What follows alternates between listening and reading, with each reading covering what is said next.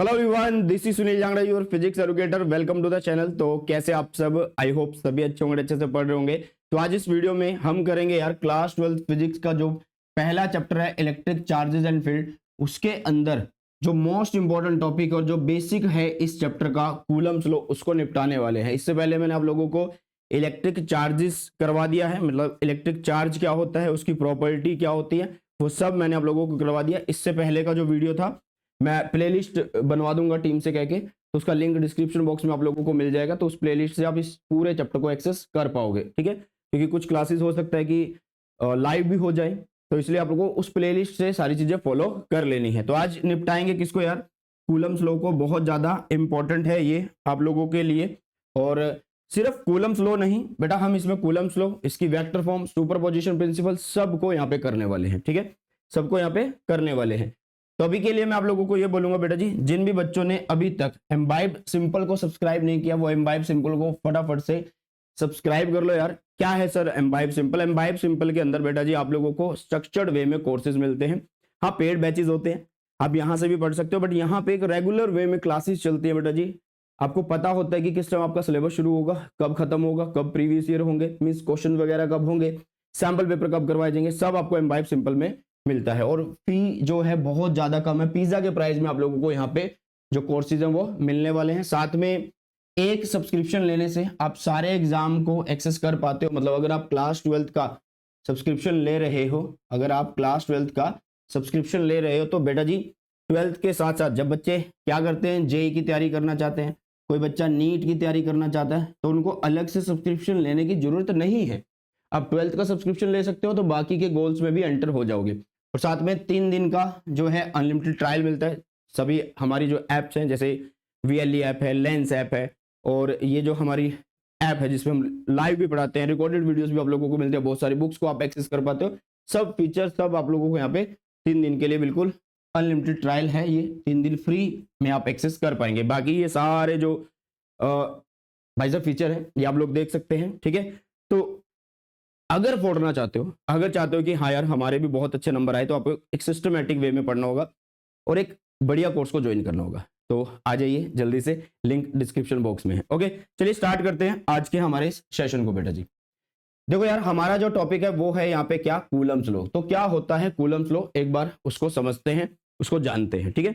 देखो हमारे पास क्या है, 2 चार्ज है। हमारे पास क्या है बेटा जी, 2 चार्ज हैं। वो कौन कौन से हैं?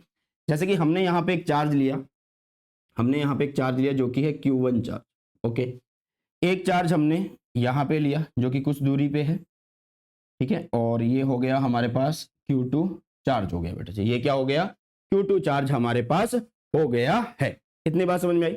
चलो अब देखो, इनके बीच में एक स्पेसिफिक डिस्टेंस हम बता देते हैं कि इनके बीच में एक डिस्टेंस है बेटा जी R। अब देखो यार, ये दोनों चार्ज क्या है, ये दोनों चार्ज सेम मैंने कंसिडर किए हैं। बहुत सारे बच्चे बोलेंगे कि सर हमने यहाँ पे दोनों को पॉजिटिव पॉजिटिव लिया है, या नेगेटिव नेगेटिव कंसिडर किया है, या फिर इनको डिफरेंट मतलब अपोजिट या पॉजिटिव नेगेटिव माना है। तो बेटा आप किसी भी तरीके से मानो, क्योंकि हम यहाँ पे सिर्फ कूलम्स लॉ ने जो फॉर्मूला बताया है कि 2 चार्जेस के बीच में क्या फोर्स लगती है, उसका एक फॉर्मूला बताया है, वो हम यहाँ पे डिराइव करने वाले हैं, ठीक है। हम स्टार्टिंग में दोनों चार्जेस को सेम मान के चल रहे हैं, इसको भी प्लस और इसको भी प्लस, क्योंकि प्लस माइनस के अलावा हमें ये तो देखो ये पता लग जाएगा, इस कूलम्स लॉ के इस फॉर्मूले से हमें ये पता लग जाएगा कि चार्जेस के बीच में फोर्स कितनी लग रही है। लेकिन वो किस डायरेक्शन में लग रही है वो वेक्टर फॉर्म से पता लगेगा। वो किस डायरेक्शन में लग रही है वो वेक्टर फॉर्म से हमें पता लगेगा बेटा जी, ठीक है। तो अभी के लिए 2 चार्जेस रखे हुए हैं और दोनों चार्जेस के बीच में एक डिस्टेंस है R। दूसरी बात, ये कैसे चार्ज है बेटा जी, ये पॉइंट चार्ज है। कैसे चार्ज है बेटा जी, ये पॉइंट चार्ज है। अब बहुत सारे बच्चों को कंफ्यूजन क्रिएट हो जाएगा कि पॉइंट चार्ज क्या है। पॉइंट चार्ज का मतलब है बेटा, देखो अब 2 चार्ज हमने लिए, जब उनके बीच का जो डिस्टेंस है उनके साइज से ज्यादा है, तो वो एज ए पॉइंट कंसीडर कर लिए जाएंगे बेटा जी। कैसे कंसीडर कर लिए जाएंगे? एज ए पॉइंट जो है वो कंसीडर कर लिए जाएंगे। तो कूलम्स लॉ ने क्या बोला, ध्यान से समझिएगा, साइंटिस्ट थे ये, इन्होंने क्या बोला। According to Coulomb's law, the force of interaction between any 2 point charge is directly proportional to the product of charges and inversely proportional to the square of the distance between them and is given by this। देखो यहां पे आप लोग एक और चीज लिख सकते हैं यहां पे, ठीक है, is directly proportional to the product of the magnitude of charges, ठीक है, आप ऐसे लिखिए, product of the magnitude of charges आप लोग ऐसे लिख सकते हैं, यहां पे लिख दीजिएगा, मैं ऊपर लिख रहा हूं यहां पे magnitude of charges, product of magnitude of charges, ठीक है, चार्जेस तो लिखा ही हो, magnitude of the charges and inversely proportional to the square of distance between them, square of distance between them. तो कूलम्स लॉ के अकॉर्डिंग लिख देते हैं कि एफ जो है वो डायरेक्टली प्रोपोर्शनल है किसके, वो डायरेक्टली प्रोपोर्शनल है किसके, प्रोडक्ट, किसका प्रोडक्ट होना भैया, प्रोडक्ट ऑफ द चार्जेस, कैसा, product of the magnitude of the charges, मतलब Q1 का भी प्रोडक्ट लिख दो, Q2 का भी, मतलब Q1 का भी मैग्नीट्यूड लिखो, Q2 का भी मैग्नीट्यूड लिखो, दोनों को मल्टीप्लाई किया एंड जो डिस्टेंस है उनके बीच में उसका ये 1/r² करेगा, ठीक है, ये बात बोली गई किसके द्वारा, कूलम्स लॉ के द्वारा, ठीक है। तो देखो यार, हम इन दोनों को अगर कंबाइन करके लिखें तो इसको ऐसा लिख सकते हैं, F directly proportional Q1 Q2 bye में r²। अब बहुत सारे बच्चे बोलेंगे कि हमने यहाँ पे इसको मैग्नीट्यूड क्यों किया, हम सिर्फ और सिर्फ भाई दो चार्जेस के बीच में लगने वाली फोर्स को चेक कर रहे हैं, ठीक है, हम डायरेक्शन से डील नहीं कर रहे हैं अभी के लिए, तो इसलिए हमें अगर प्लस प्लस ले रहे हैं तो भी कोई दिक्कत नहीं, नेगेटिव नेगेटिव ले रहे हैं तो भी कोई दिक्कत नहीं, प्लस माइनस ले रहे हैं तो भी कोई दिक्कत नहीं है, क्योंकि यहाँ पे ये ऑटोमेटिकली प्लस ही हो जाने वाला है, ठीक है, वैल्यू बता देगा। तो ये आ गई भाई फोर्स के एक फॉर्मूले की वैल्यू, बट अभी भी ये पूरा नहीं है। यहाँ पे क्या हुआ, हमने लिखा एफ, प्रोपोर्शनलिटी को हटाया, यहाँ पे लगा दिया इक्वल, और साथ में लगा देंगे एक कांस्टेंट, बेटा जी क्या लगा देंगे, एक कांस्टेंट लगा देंगे यहाँ पे, ये हो जाएगा Q1 Q2 बाय में r²। इस कांस्टेंट को मैं एक नाम दे देता हूँ, ठीक है, इस कांस्टेंट को मैं एक नाम दे देता हूँ बेटा, स्मॉल के मैंने इसको नाम दिया क्या नाम दिया बेटा, स्मॉल के मैंने इसको नाम दिया, ध्यान से समझना, स्मॉल के की जो वैल्यू होती है बेटा वो होती है 1/4πε0 εr बोलो, या ऐसे बोलो, आप ऐसे बोलो कि 1/4πε होती है, ठीक है। अब ये जो एप्सिलॉन है इसकी वैल्यू होती है ε0 εr, या फिर आप इसको ऐसे लिख सकते हो कि एप्सिलॉन की जो वैल्यू होती है वो होती है ε0 कैपिटल के होता है, ठीक है। इन सब चीजों के बारे में बताऊंगा, बट अभी के लिए चीजों को समझो कि इस एप्सिलॉन की वैल्यू ये होती है, ओके। अब इन दोनों के बीच में कौन है भाई, वैक्यूम है या एयर है, तो उसके लिए जब आप वैक्यूम की बात कर रहे हो, एयर की बात कर रहे हो, ठीक है, तो उस टाइम पे आप यहाँ पे जो के है, या फिर मतलब मैं कैपिटल के लिख रहा हूँ, स्मॉल के नहीं लिख रहा हूँ, कैपिटल के या फिर एप्सिलॉन आर जो है वो 1 होता है, तो उस टाइम पे जो के की वैल्यू है वो क्या रह जाएगी, जो स्मॉल के की वैल्यू उस टाइम पे क्या यूज होगी, फिर 1/4πε0 यूज होने वाली है, ठीक है। तो इसको रख देंगे इधर, इधर रख देंगे, क्योंकि कांस्टेंट यही माना था स्मॉल के और इसकी वैल्यू ये है, तो ये हो गया एफ इज इक्वल टू कितना बेटा जी, 1/4πε0 Q1 Q2 बाय में r², ठीक है। So this is the formula for the force between 2 point charges. This is the formula for the force between 2 point charges, ठीक है। अब चीजों को और ज्यादा डिटेल में समझते हैं।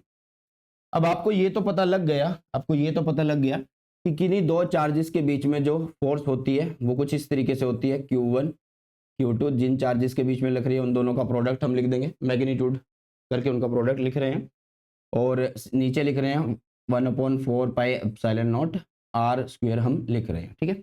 अब इसमें हमने एक चीज समझी थी कि जो एप्सिलॉन है वो क्या है, ε0 εr है, ठीक है, या फिर हमने लिखा इसको कि एप्सिलॉन जो है वो क्या है, ε0 कैपिटल के है, हमने ये लिखा, ओके। सबसे पहली बात ये है क्या चीज, इनके पहले मैं आप लोगों को नाम बता देता हूं कि एप्सिलॉन है परमिटिविटी ऑफ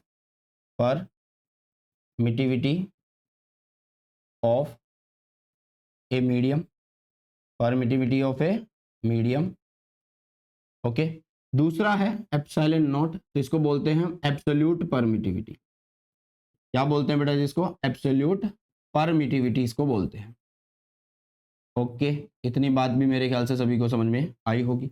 और एक हमने बोल दिया एप्सिलॉन r, तो या फिर कैपिटल के, बात एक ही है, नाम अलग अलग है, कैपिटल के या बोलो एप्सिलॉन आर, बात एक ही है बेटा जी, ठीक है। तो इसको हम लिखेंगे, इसको हम क्या लिखेंगे, रिलेटिव परमिटिविटी। क्या लिखेंगे बेटा जी, रिलेटिव परमिटिविटी, ठीक है, ओके। या फिर आप के का एक और नाम बोल सकते हो जो कि क्या होता है, डाइलेक्ट्रिक कांस्टेंट होता है। के का एक और नाम होता है जिसको हम बोलते हैं कि ये डाइलेक्ट्रिक कांस्टेंट होगा बेटा जी।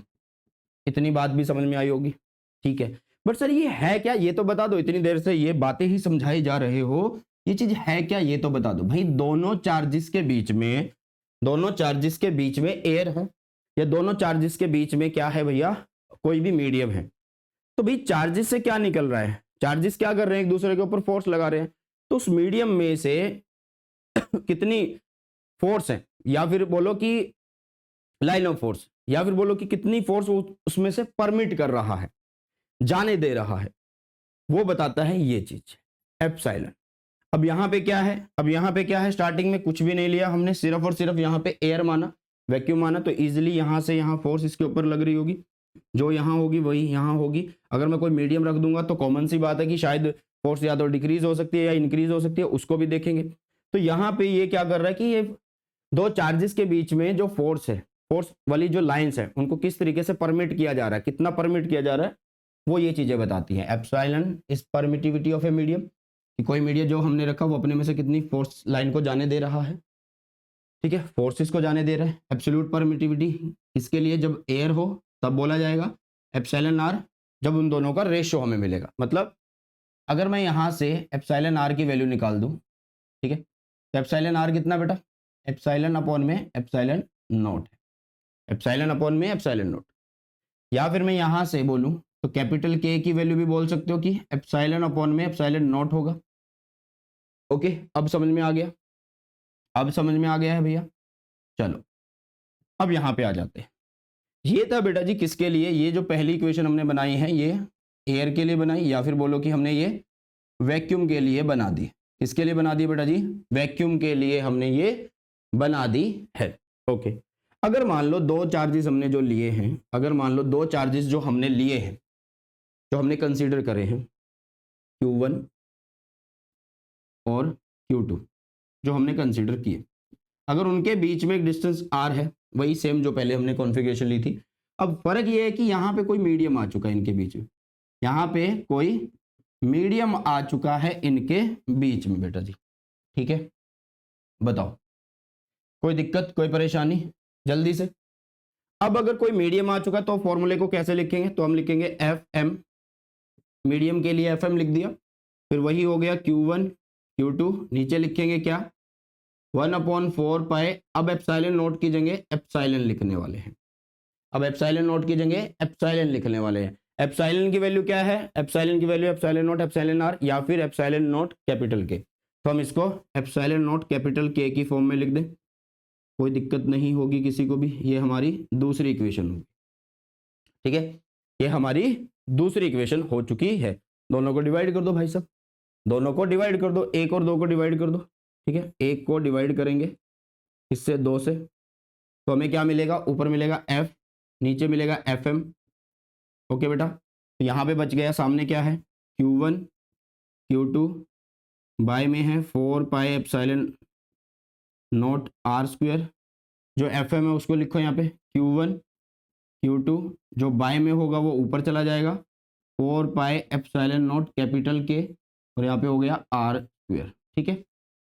बताओ यार क्या इतनी बातें भी समझ में आई हैं, यस और नो।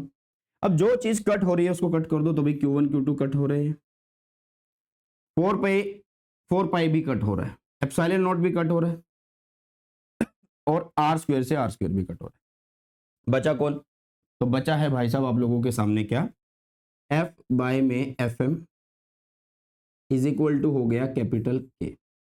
मीन्स आप इसको इस तरीके से लिख सकते हैं, देखो एक मिनट रुको, हमने कोई गड़बड़ तो नहीं करी ना, हमने कोई गड़बड़ तो नहीं करी, बिल्कुल सही है। चलो, तो इसका मतलब ये है कि अगर मैं जब मीडियम रखता हूं और तब फोर्स को चेक करता हूं तो वो किसी नंबर से डिवाइड हो रही है, ठीक है, किसी नंबर से क्या हो रही है बेटा जी, डिवाइड हो रही है। इसका मतलब है वैक्यूम एयर के अलावा जब हम कोई मीडियम रख रहे हैं तो यहाँ पे फोर्स डिक्रीज होगी, उनके बीच में कोई मटेरियल अगर हम रखेंगे दो चार्जेस के बीच में तो फोर्स डिक्रीज होगी। वेरी वेरी इंपॉर्टेंट है, बहुत इंपॉर्टेंट कॉन्सेप्ट ये रहने वाला है, बहुत इंपॉर्टेंट कॉन्सेप्ट ये रहने वाला है और बहुत इंपॉर्टेंट फॉर्मूला है बेटा।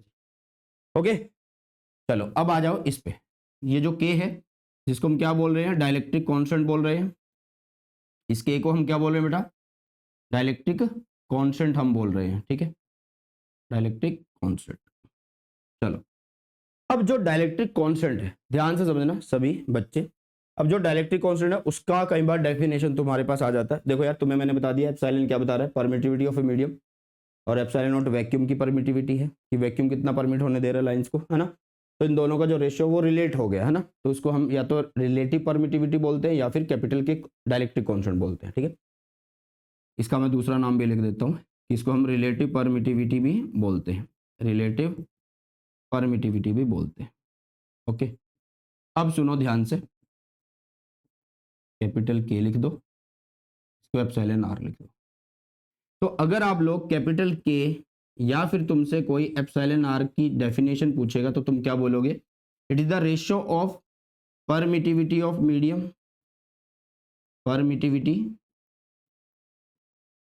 Of a medium to the नीचे क्या आएगा, एब्सोल्यूट परमिटिविटी। हाँ जी नीचे क्या आएगा बेटा जी, एब्सोल्यूट परमिटिविटी आने वाला है, एब्सोल्यूट परमिटिविटी आने वाला, ठीक है। समझ में आया या नहीं आया। तो ये बहुत ज़्यादा इंपॉर्टेंट डेफिनेशन है, कई बार एक नंबर में आती है बेटा जी, ये बहुत ज़्यादा इंपॉर्टेंट है, जितनी भी डेरिवेशन कराई है सारा आप लोगों के लिए इंपॉर्टेंट रहने वाला है। मेरे ख्याल से किसी को कोई दिक्कत नहीं होगी इतने पोर्शन के अंदर, हाँ जी किसी को मेरे ख्याल से यहाँ पे कोई भी दिक्कत नहीं होने वाली।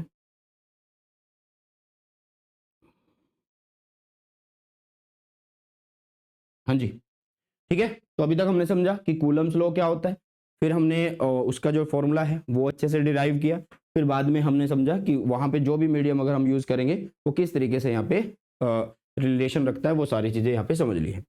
अब कुछ चीज़ें रहती हैं उनको देख लेते हैं, कुछ वैल्यूज़ है, जैसे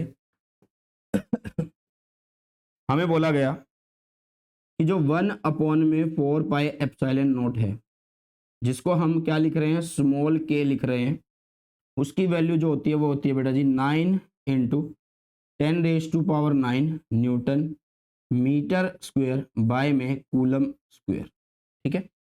कूलम क्या होता है, चार्ज की यूनिट होती है, वो ऑलरेडी मैंने तुम्हें बता दिया था, समझ में आ गया। अगर मैं इसमें से सिर्फ और सिर्फ एप्सिलॉन नॉट की बात करूं, एप्सिलॉन नॉट तो वो होता है बेटा जी 8.85 इंटू 10⁻⁻12, और इसकी यूनिट थोड़ी रिवर्स होती है ऊपर वाले से, कूलम स्क्वायर पहले लिखा जाएगा और नीचे न्यूटन मीटर स्क्वायर लिखा जाएगा। हाँ जी फटाफट से यहाँ तक किसी को कोई भी दिक्कत हो, कोई भी परेशानी हो तो वो बता सकता है बेटा जी, वो बता सकता है, ठीक है। कमेंट सेक्शन में बता देना, टीम भी सारे के सारे कमेंट को जो है रीड करते हैं और मैं भी रीड करता हूँ बेटा, जो मुझे लगता है कि हाँ यार बच्चे ने जेन्युइन चीज पूछी है तो वो बता दी जाएगी। ओके तो अभी के लिए समझ में आ गया कि फोर्स का फॉर्मूला क्या होता है वैक्यूम के लिए, मीडियम के लिए तो इस तरीके से लिखेंगे। अगर हम दोनों का कंपैरिजन करें तो मीडियम रखने से फोर्स जो है पहले के मुकाबले घट जाती है, फोर्स जो है पहले के मुकाबले घट जाती है, और इन्हीं पे बेस्ड बहुत सारे क्वेश्चन आते हैं। चलो यार अब आगे की तरफ चलते हैं, अब करते हैं वेक्टर फॉर्म को। अब हम करने वाले हैं बेटा जी वेक्टर फॉर्म, बहुत ज्यादा इंपॉर्टेंट, ठीक है, वेक्टर फॉर्म करने वाले, और फिर करेंगे लास्ट में सुपरपोजिशन प्रिंसिपल को, लास्ट में करने वाले फिर सुपरपोजिशन प्रिंसिपल को बेटा, ठीक है। चलो तो वेक्टर फॉर्म में हम क्या कर देते हैं, वही दो चार्ज ले रहे होंगे और उनके बीच का डिस्टेंस ले रहे होंगे, बट अभी के लिए हम यहाँ पे समझेंगे कि यार इसकी जरूरत क्या पड़ी। सबसे पहले तो बात ये है, तुम्हें यार वैल्यू तो पता लग गई कि दो चार्ज अगर हैं और वो किसी दूरी पे रखे हैं तो वो एक दूसरे को इतनी फोर्स लगा रहे होंगे, ठीक है। पॉजिटिव नेगेटिव है तो इतनी फोर्स लगेगी, पॉजिटिव पॉजिटिव है तो इस तरीके की फोर्स लगेगी, नेगेटिव पॉजिटिव है या नेगेटिव नेगेटिव है तो फोर्स का पता लग जाएगा एक फॉर्मूले से, लेकिन कौन किसके ऊपर किस दिशा में फोर्स लगाएगा वो बताएगा वेक्टर फॉर्म, इसलिए ये जरूरी है आप लोगों के, इसलिए ये बहुत ज्यादा जरूरी है। तो सबसे पहले हम क्या कर देते हैं, पॉजिटिव चार्ज लेते हैं। सर यहाँ पे भी आप लोग पॉजिटिव चार्ज ही ले रहे हो, कोई बात नहीं अभी बताता हूँ। दोनों के बीच में एक डिस्टेंस है बेटा r, ये है q1 पहला चार्ज, ये है Q2 दूसरा चार्ज। ठीक है बेटा, अब ध्यान से समझना, ये अगर पॉजिटिव है ये भी पॉजिटिव है तो क्या होगा, मैंने क्या बताया था कल तुम्हें, मैंने बताया था कि भाई जो लाइक चार्ज होते हैं वो क्या कर देते हैं, रिपेल करते हैं एक दूसरे को, है ना, और जो अनलाइक चार्ज होते हैं वो क्या करते हैं बेटा जी, वो क्या कर देते हैं, अट्रैक्ट करते हैं एक दूसरे को, मतलब वो एक दूसरे को अपनी तरफ खींच रहे होते हैं। ठीक है, यही सही चीजें पता लग जाएंगी अब कि भाई अब यहां पे तुम्हें बोला गया, अब तुम्हें यहां पे बोला गया कि ये दोनों पॉजिटिव है, दोनों के बीच में डिस्टेंस आ रहा है, तो पहला दूसरे वाले के ऊपर जो फोर्स लगाएगा, मतलब पहला दूसरे वाले को रिपेल करेगा, इधर लगाएगा भाई फोर्स, दूसरा वाला पहले वाले के ऊपर फोर्स लगाएगा, इधर रिपेल करेगा ऐसे। ठीक है, बताओ यार, क्या इतना समझ में आ गया है, क्या इतना समझ में आया? अब देखो ध्यान से, अब फोर्स लिखने का तरीका समझ लो, पहले पहले हम लिखेंगे F, दूसरे वाले के ऊपर लग रही है तो दो को पहले लिखो, कौन लगा रहा है, फर्स्ट वाला, तो आप लिख दो वेक्टर फॉर्म, क्योंकि डायरेक्शन मिल गई है तुम्हें। अब इसके बाद यहां पे कि भाई पहले वाले के ऊपर फोर्स लग रही है, कौन लगा रहा है, दूसरे वाला, और आप लिख दो ऐसे। समझ में आया, समझ में आया या नहीं आया? सेम नेगेटिव नेगेटिव होंगे तो भी रिपेल करेंगे, पॉजिटिव नेगेटिव होंगे तो क्या करने वाले वो देख लेते हैं। देखो, अगर मान लो एक पॉजिटिव है, मान लो एक चार्ज यहाँ पे पॉजिटिव है और दूसरा हमारे पास नेगेटिव है, दोनों के बीच में कुछ एक डिस्टेंस हमने बता दिया, तो पहला मान लो ये पहला चार्ज है, ये हमारा दूसरा चार्ज है, तो होगा क्या यहाँ पे, ध्यान से समझना, होगा क्या यहाँ पे, ध्यान से समझना कि पहले वाला दूसरे वाले को खींचेगा भाई, अपनी तरफ अट्रैक्ट करेगा, तो यहाँ पे ऐसे एरो बना दो, तो F21 ऐसे हो गया। अब दूसरे वाला नेगेटिव है तो पॉजिटिव वाले को इधर खींचेगा, तो इसका मतलब ये 1 2 हो गया। ठीक है, समझ में आया? तो सेम चार्ज हो डिफरेंट चार्ज हो तो आपको सिर्फ डायरेक्शन पता होनी चाहिए, फॉर्मूला आपका वही काम आने वाला है, लेकिन वेक्टर फॉर्म में किस तरीके से वो फॉर्मूला लिखा जाता है वो भी हमें समझना होगा बेटा जी। ठीक है, चलिए, तो सबसे पहले हम सिंपल लिखते हैं, मतलब वेक्टर फॉर्म नहीं लिखते, हम सिंपल फॉर्मूला लिखते हैं। अगर इनके बीच में वैक्यूम है, अभी के लिए हम वैक्यूम केस मान के चल रहे हैं। ठीक है, आप कोई भी मीडियम बता सकते हो, और मीडियम के लिए फॉर्मूला आप लोगों के सामने है कि कैसे लिख सकते हैं, वो कोई बड़ी खास बात नहीं है। चलिए अब आगे की तरफ चलते हैं, देखिएगा। अब यहाँ पे अगर मैं F21 लिख रहा हूँ या F12 लिख रहा हूँ, उसको लिखने से पहले मैं सिंपल फॉर्मूला लिखता हूँ F। कैसे लिखेंगे, वो आप लिखोगे स्मॉल के Q1 Q2 बाय में R² आप लिख दोगे, या फिर आप इसको ऐसे लिख सकते हो कि F is equal to small K की वैल्यू क्या होगी वैक्यूम के केस में, 1/4πε0, यहाँ पे होगा Q1, ये होगा Q2 और नीचे होगा R² बेटा जी। ठीक है, समझ में आ गया? चलो, अब यहाँ पे ना हमें क्या करना होता है, अगर हमें एक साइड को वेक्टर बनाना है तो दूसरी साइड भी हमारे पास क्या होना चाहिए, एक यूनिट वेक्टर होना चाहिए, है ना। डायरेक्शन तो तभी पता लगेगी ना, क्योंकि डायरेक्शन के लिए हमें क्या यूज करना पड़ेगा बेटा, डायरेक्शन के लिए हमें यहाँ पे देखो वेक्टर फॉर्म बना रहे हैं तो डायरेक्शन यूज करनी पड़ेगी, और डायरेक्शन के लिए हमें यहाँ पे यूनिट वेक्टर लिखना पड़ेगा। तो यूनिट वेक्टर एक बार मैं बता देता हूँ कि कैसे लिखा जाता है। यूनिट वेक्टर जो होता है, मान लो एन कैप तुम्हें लिखना है, एन कैप से इसको डिनोट करते हैं, ये होगा वेक्टर अपॉन में उसका मैग्नीट्यूड बेटा जी, अपॉन में उस वेक्टर का मैग्नीट्यूड, ऐसे लिखा जाता है। And unit vector is for direction purpose only, जो मैग्नीट्यूड होता है वो यूनिट होता है 1 होता है। ओके, चलिए अब आगे देखते हैं, अब आगे देखते हैं। अब यहाँ पे हम क्या करने वाले हैं, हम यहाँ पे क्या करने वाले हैं, चीजों को समझने वाले हैं। अगर मुझे वेक्टर फॉर्म में लिखना तो मैं लिखूंगा F vector is equal to क्या लिखूंगा भाई, 1/4πε0 लिख दिया, फिर मैं लिखूंगा Q1, फिर मैं लिखूंगा Q2, बाय में मैं लिख दूंगा R²। क्या ये सफिशियंट है यार, क्या ये सफिशियंट है? जी नहीं, क्योंकि इस साइड तो कुछ है ही नहीं है।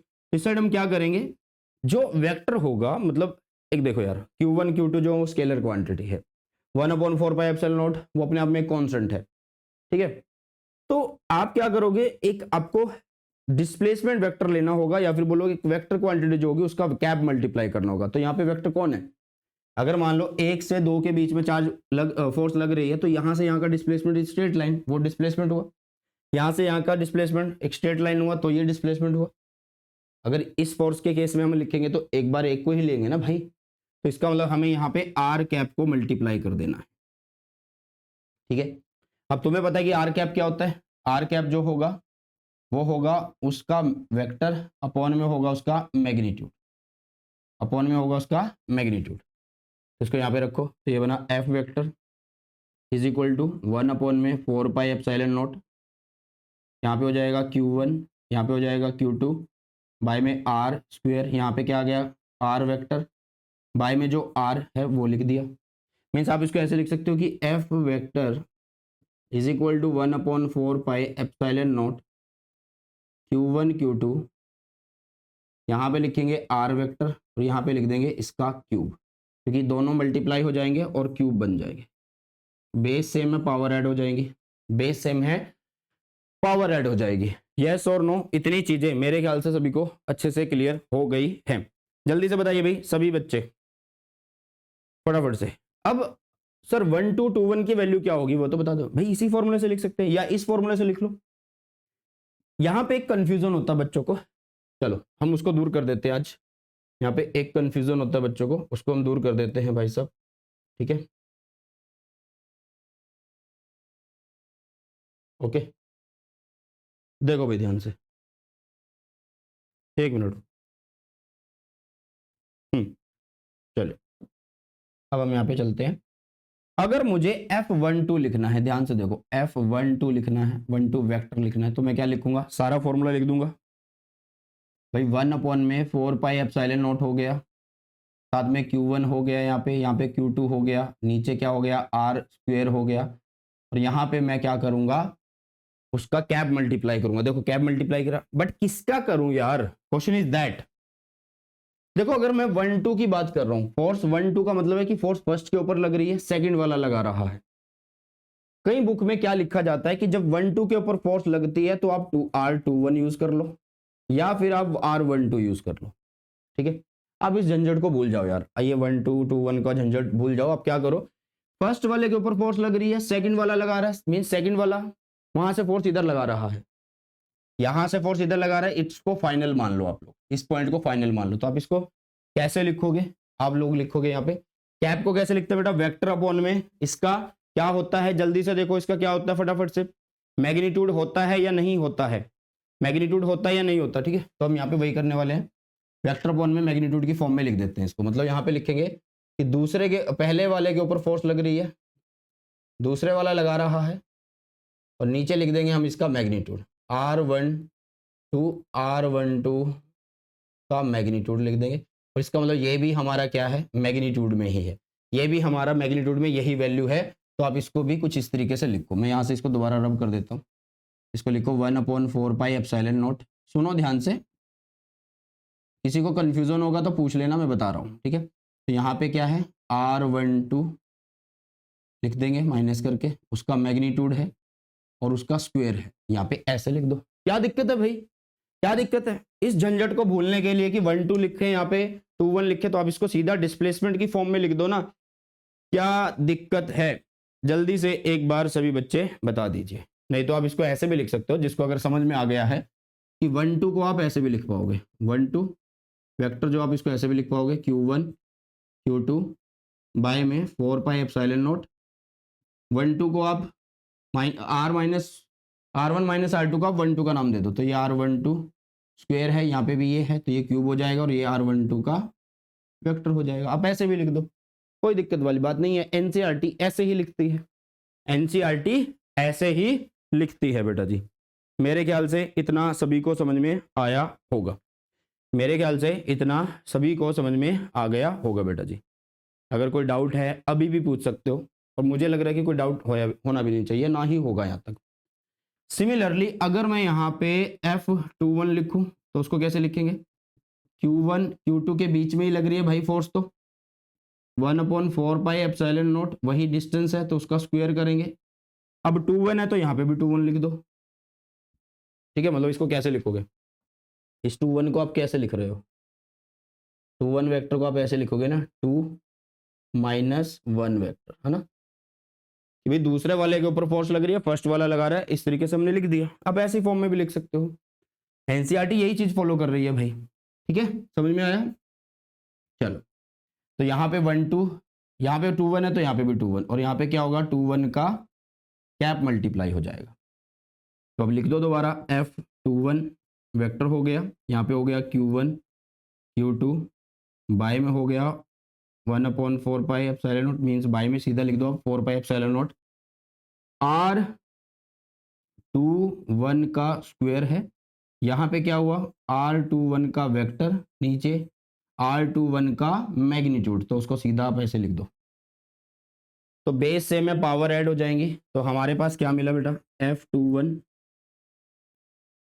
कितना मिला Q1 Q2 बाय में मिला 4 पाई एप्सिलॉन नॉट, और यहाँ पे हो गया R21 वेक्टर, और यहाँ पे हो गया क्या R21 का क्या हो जाएगा क्यूब हो जाएगा।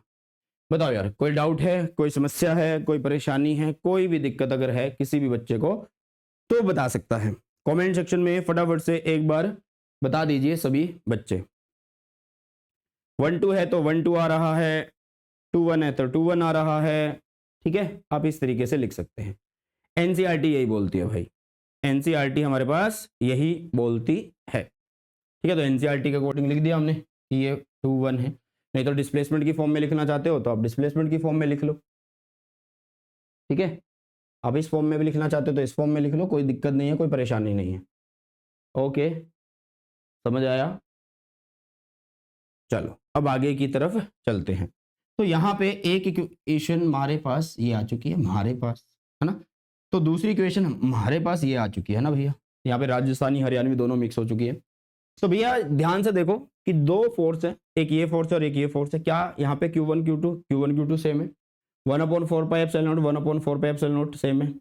R12 लिखो या R21 लिखो, उनका क्यूब कर रहे हो, यहाँ पे भी क्यूब कर रहे हो, इधर से इधर का डिस्टेंस या इधर से इधर का डिस्टेंस लिख रहे हो या डिस्प्लेसमेंट लिख रहे हो, उसका क्यूब कर रहे हो, सेम ही तो है। तो इसका मतलब यहाँ पे जो फोर्स है, यहाँ पे जो भी फोर्स है वो कैसी है, इक्वल एंड अपोजिट है, मीन्स F12 जो है दैट इज आप लिख सकते हो कि that is F12 vector is equal to है F21 वेक्टर के, और वो उसके अपोजिट है, मतलब एक दूसरे को भाई एक इस दिशा में एक इस दिशा में है तो आप उसको अपोजिट करके लिख सकते हो, बट लग रही दोनों चार्जेस के बीच में, दोनों चार्जेस के बीच में सेम डिस्टेंस पे लग रही है। तो यहाँ पे आप बोलोगे कि जो नेट फोर्स होगी F12 वेक्टर वो कितना हो गया, वो हो गया आप लोगों के पास कितना 0। तो आप लोग ये बोल सकते हो कि एक तरीके से नेट फोर्स 0 है, ठीक है। तो ये होता है बेटा जी वेक्टर की फॉर्म में लिखने का तरीका, ये होता है वेक्टर फॉर्म में लिखने का तरीका। अब हम करेंगे फोर्सेस बिटवीन मल्टीपल चार्जेस, बहुत सिंपल तरीके से फोर्सेस बिटवीन मल्टीपल चार्जेस हम यहाँ पे करने वाले, बहुत छोटा सा कॉन्सेप्ट है, बहुत सिंपल सा कॉन्सेप्ट है, कोई दिक्कत नहीं होने वाली। देखो यार अब हम करने वाले हैं forces between multiple charges, forces between multiple charges, ठीक है। मीन्स आप लोग यहाँ पे क्या यूज करोगे, आप लोग यहाँ पे यूज करो कि आप सुपर पोजिशन प्रिंसिपल की बात कर रहे हो, किसकी बात कर रहे हो बेटा, सुपर पोजिशन प्रिंसिपल की आप यहाँ पे बात करो, ठीक है।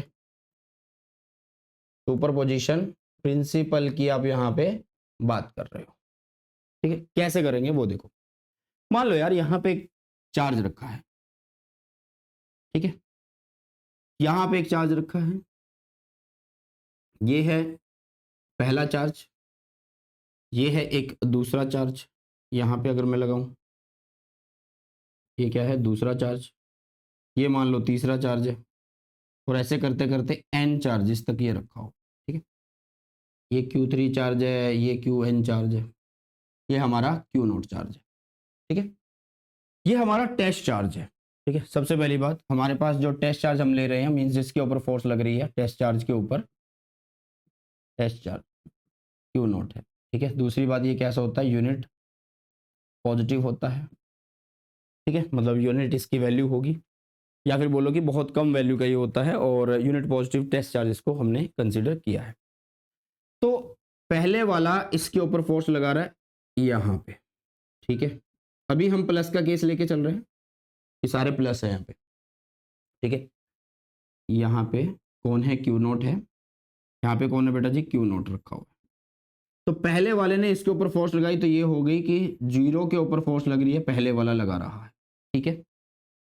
चीजों को समझो, बिल्कुल सिंपल है भाई, ठीक है। अब मान लेते हैं यहाँ से यहाँ का जो डिस्प्लेसमेंट हुआ वो कितना लिखोगे आप लिख दोगे 0 1 हो गया। ठीक है, यहाँ से यहाँ जो है वो 0 1। ठीक है, यहाँ से यहाँ का लिख दो कि फोर्स इसने इसके ऊपर लगाई, तो 0 के ऊपर फोर्स लगा रहा है, कौन लगा रहा है, दूसरे वाला लगा रहा है भाई। इनके बीच का लिख सकते हो डिस्टेंस कितना हुआ, 0 2 लिख दो। ठीक है, क्योंकि आपने 1 2 लिखा था तो 1 2 ही उधर लिखा था, आर की फॉर्म में ही फोर्स में लिखा। देखो क्या लिखा था भाई, जो फोर्स में 2 1 है तो डिस्टेंस में भी वही आ रहा था, तो हमने डिस्टेंस भी वही ले लिया है। एनसीईआरटी के अकॉर्डिंग हम चल रहे हैं, कोई दिक्कत वाली बात नहीं है। यहाँ से इसने इसके ऊपर फोर्स लगाई, ठीक है, तो इसको लिखा मैंने F3, सॉरी 3 नहीं आएगा 0 आएगा, 0 3 लिख दिया। अब ये है N, ऐसे करते करते हमारे पास N है, तो इधर लगा दी इसने। इस 0 के ऊपर फोर्स लगा रहा है कौन, Nवां चार्ज जो है फोर्स लगा रहा है। ठीक है, यहाँ पे डिस्टेंस लिख दो, 0 3 है ये 0 N है। ठीक है, कोई दिक्कत कोई परेशानी इतने में किसी को भी फटाफट से एक बार बताओ यार। अब देखो सबके पास क्या हो रहा है कि फोर्स, सबकी वजह से फोर्स इस पॉइंट के ऊपर लग रही है, तो यहाँ पे जो नेट फोर्स होगी ना, जो टोटल फोर्स होगी वो क्या होगी, इन सब फोर्सेस का वेक्टर सम होने वाली। ठीक है, इन सब फोर्सेस का वेक्टर सम होने वाली है बेटा जी। ठीक है, ओके, समझ में आया या नहीं आया भाई। इसके ऊपर जब मल्टीपल चार्ज फोर्स लगा रहे हैं तो इसके ऊपर जो लगने वाली फोर्स है वो इन सब फोर्सेस का, इंडिविजुअल फोर्सेस का वेक्टर सम होगा। क्या होगा कि भाई एक चार्ज रखा हुआ है, उस एक चार्ज को बहुत सारे चार्ज क्या कर रहे हैं, फोर्स लगा रहे हैं। बहुत सारे चार्ज क्या कर रहे हैं, फोर्स लगा रहे हैं, तो जिसके ऊपर फोर्स लगा रहे हैं उसके ऊपर टोटल फोर्स क्या लग रही है, वो टोटल फोर्स बेटा उन सब इंडिविजुअल फोर्सेस का वेक्टर सम होगा। इंडिविजुअल फोर्सेस का क्या होगा बेटा जी, वेक्टर सम होने वाला है। ठीक है, तो यही आप लोगों का एक तरीके से बोलते हो कि सुपरपोजिशन प्रिंसिपल कहता है। दूसरी बात यहाँ पे क्या समझने की है कि जिसके ऊपर फोर्स लग रही है वो बाकियों के ऊपर फोर्स नहीं लगाएगा, क्योंकि हमने उसको क्यू नोट को वेरी स्मॉल माना है। क्यू नोट को हमने क्या माना है, वेरी स्मॉल माना है बेटा जी। तो ये दूसरों को छेड़खानी नहीं करेगा, ये दूसरों के ऊपर फोर्स नहीं लगाएगा। क्या सर ये Q1 Q2 Q3 Qn ये एक दूसरे के ऊपर फोर्स नहीं लगाएंगे, नहीं लगाएंगे, उनको उससे किसी से मतलब नहीं है। वो कमजोर के ऊपर फोर्स लगाएंगे, एक बार में आपको एक ही फोर्स कंसीडर करनी है। जैसे कि इन दोनों के बीच में आप इसको इसके ऊपर फोर्स लगा रहे हो तो इधर फोर्स लगे, इसको इसके ऊपर फोर्स लगा रहे हो तो इधर फोर्स लगे। ये नहीं है कि आप एक ही दम बोलोगे यार ये फोर्स लगी है, बात खत्म।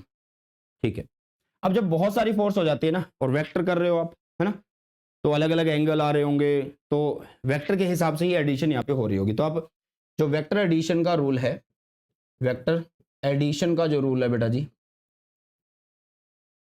ठीक है, कौन सा रूल, एक था ट्रायंगल वाला और एक है पैरेललोग्राम वाला, तो उसको आप लोगों ने यूज कर लेना है नेट फोर्स फाइंड आउट करने के लिए। उसको आप लोगों ने यूज कर लेना है नेट फोर्स को फाइंड आउट करने के लिए बेटा जी। किसी को कोई भी डाउट है, कोई भी समस्या है, कोई भी दिक्कत है, कोई भी परेशानी है तो बता सकता है। तो इस तरीके से आप इंडिविजुअल फोर्सेस को लिखिए और अपना जो है आप बता सकते हैं फोर्स बिटवीन मल्टीपल चार्जेस बेटा जी, फोर्स बिटवीन मल्टीपल चार्जेस बेटा जी। ठीक है, मान लो अगर हम इसको और थोड़ा सा सिंपल करके देखें तो आप इसको ऐसे भी कर सकते हो। मान लो एक चार्ज यहाँ पे रखा हमने, एक चार्ज हमने यहाँ पे रखा, जैसे कि ये Q1 है, ये Q2 है, ठीक है, और ये हमारा टेस्ट चार्ज है, ये हमारा क्या है बेटा जी, टेस्ट चार्ज है Q नोट। तो ये इसके ऊपर फोर्स लगा रहा है इस दिशा में, ये इसके ऊपर फोर्स लगा रहा है इस दिशा में। ठीक है, तो नेट फोर्स हम निकाल देंगे भाई, नेट फोर्स हम निकाल देंगे दोनों की। मान लो ये है क्या 0 2 और ये क्या है 0 1। आप इसका वेक्टर मतलब जो मैग्नीट्यूड निकालोगे वो जो हमने वेक्टर एडिशन पैरेललोग्राम एडिशन करी थी उसमें जो फॉर्मूला हम यूज करते थे R is equal to under root में a square plus B square plus 2ab cos theta, वो यूज करेंगे यहाँ पे। ठीक है, तो मैग्नीट्यूड सिंपल तरीके से हो जाएगा। देखो पहली बात तो ये वैल्यू मिलेगी हमें नेट फोर्स की, ठीक है, और दोनों के बीच में, दोनों वेक्टर के बीच में 90 डिग्री का एंगल है। अगर मुझे एफ नेट का मैग्नीट्यूड निकालना भी पड़ गया तो मैं उसको कैसे करूँगा, F1 1 नहीं है 0 1 है, 0 1 का स्क्वायर करूँगा प्लस F02 का स्क्वायर करूँगा प्लस जो भी 2ab cos थीटा हम लिखते थे, मीन्स यहाँ पे जो 2 0 F01 F02 और cos थीटा, थीटा 90 हो जाएगा, cos 90 0, तो उस पार्ट को हम यहाँ पे नहीं लिख रहे। बट अभी के लिए समझ लो कि फोर्स बिटवीन मल्टीपल चार्जेस क्या होता है, क्योंकि बहुत सारे न्यूमेरिकल्स यहाँ पे होंगे। ओके, बताइए बेटा जी, अभी हमारा जो है कूलम्स लॉ बिल्कुल अच्छे से खत्म हो गया है। इसके बाद जो नेक्स्ट क्लास होगी उसमें हम इलेक्ट्रिक फील्ड को निपटाएंगे और साथ में पढ़ेंगे हमारा एक और छोटा सा टॉपिक होता है कॉन्टिन्यूस चार्ज डिस्ट्रीब्यूशन।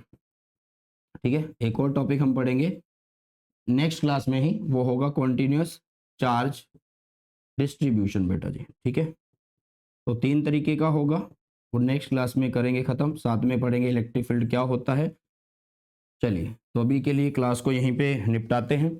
किसी को कोई दिक्कत है, कुछ चीज़ पूछनी है तो वो मुझसे पूछ सकता है बेटा जी। ठीक है, और जैसे कि मैंने बोला आप लोगों को कि हमारा जो है भाई साहब पेड कोर्स भी है, जिसको आप यहाँ एम्बाइब सिंपल के अंडर जो है एक्सेस कर पाओगे। तो इसको फटाफट से आप सब्सक्राइब कर लीजिए एम्बाइब सिंपल में। फ़ायदा क्या है यार, फ़ायदा ये है कि आपको सबसे पहली बात तो 3 दिन का अनलिमिटेड ट्रायल मिलता है। एम्बाइब की जितनी ऐप्स हैं सबको देखने के लिए, सारे लर्निंग गोल में जाने के लिए एक सब्सक्रिप्शन लेना है। मान लो 12th का सब्सक्रिप्शन लिया तो जेईई नीट की प्रिपरेशन भी कर सकते हो। अब बाकी जगह क्या होता है कि अगर आप 12th का सब्सक्रिप्शन लेते हो तो आप नीट या जेईई की प्रिपरेशन करना चाहते हो तो आपको अलग से सब्सक्रिप्शन लेना पड़ता है, बट यहाँ पे ऐसा नहीं है।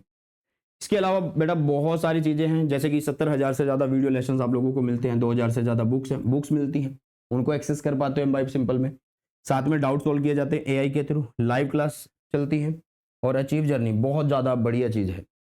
जब बच्चों के बैकलॉग्स इकट्ठे हो जाते हैं तो उनको डर लगता है, बट मैं बोलता हूँ कि ऐप पे आओ, अचीव सेक्शन में जाओ, अपनी अचीव जर्नी बनाओ।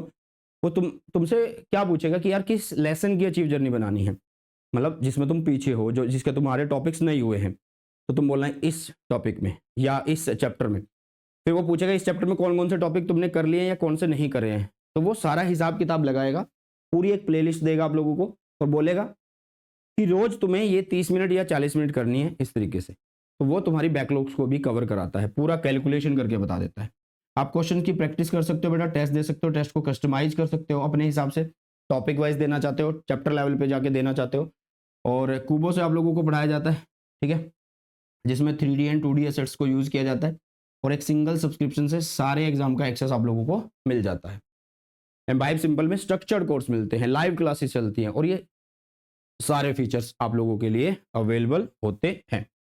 तो अगर क्लास अच्छी लगी है, वीडियो अच्छी लगी तो भाई अपने सभी फ्रेंड्स के साथ शेयर जरूर से कर देना। और अभी के लिए आप लोगों को जो हमारा टेलीग्राम चैनल है बेटा जी, जो हमारा टेलीग्राम चैनल है, इसको फटाफट से ज्वाइन कर लेना है, क्योंकि इस टेलीग्राम चैनल पे आप लोगों को सारे के सारे जो नोटिफिकेशन है, सारे के सारे जो नोटिफिकेशन है बेटा जी वो मिल जाते हैं। ठीक है, पीडीएफ मिल जाती है, क्लास नोट्स मिल जाते हैं। ठीक है, सारे आप लोगों को इस टेलीग्राम चैनल पे मिल जाएंगे, तो फटाफट से इस टेलीग्राम चैनल को ज्वाइन कर लीजिए। आई होप ये सेशन, ये वीडियो आप लोगों को अच्छी लगी। अगर अच्छी लगी तो भाई अपने सभी फ्रेंड्स के साथ शेयर जरूर कर देना। एक चीज़ और बोलूँगा कि चैनल को सब्सक्राइब नहीं किया तो फटाफट से सब्सक्राइब कर लो, क्योंकि आपको फुल कंटेंट इस चैनल के ऊपर मिलने वाला है। और मिलके फोड़ेंगे यार बोर्ड एग्जाम 2025 को, डरने की बात नहीं है, मैं आप लोगों के साथ हूँ। चलिए इसके साथ इस वीडियो सेशन को करते हैं समाप्त, मिलते हैं जल्दी से नए सेशन में। सुबह टेक केयर, जय हिंद, वंदे मातरम।